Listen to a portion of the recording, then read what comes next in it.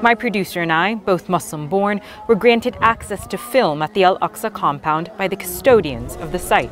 Only Muslims are allowed to pray here, under a long-standing status quo arrangement that worshippers tell us is slowly being eroded. Non-Muslims can visit the complex during certain hours.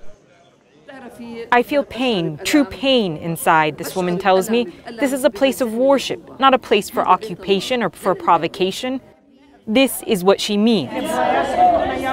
While we speak, a group of largely Jewish visitors passes by the mosque under police escort.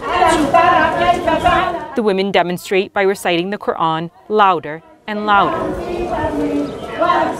This mountaintop is revered by Jews too. They call it Temple Mount.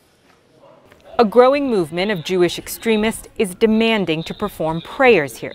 That could upend the status quo. We witness at least 2 men praying as police stand by.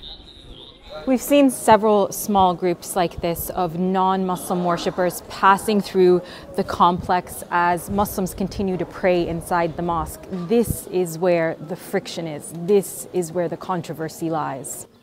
Jordan is the custodian of the grounds, but that role is becoming increasingly symbolic, experts say, because it is Israel that controls the security checks at entry points and therefore access. The Director General of Al-Aqsha sees the increasing visits of Jewish extremists under police escort as a provocation. I see these visits as an attack on our holy site, he tells me, and I warn the government of Israel to stay away from Al-Aqsha Mosque because any violation here drags down the entire region. And there are taunts at the gates. Small groups of Jewish radicals saying the temple will be built, a reference to a far-right fringe call to build a 3rd temple on the sacred grounds. Prime Minister Netanyahu insists he is committed to keeping the status quo.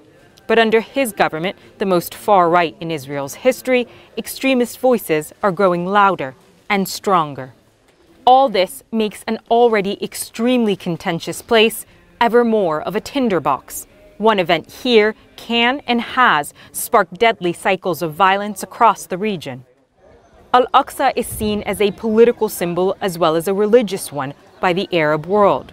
The complex lies in the heart of East Jerusalem, which most of the international community considers to be under Israeli occupation, but which Israel sees as part of its united capital. Al-Aqsha is our life. It is the breath we breathe, he says. It is an ideology that we carry in our minds.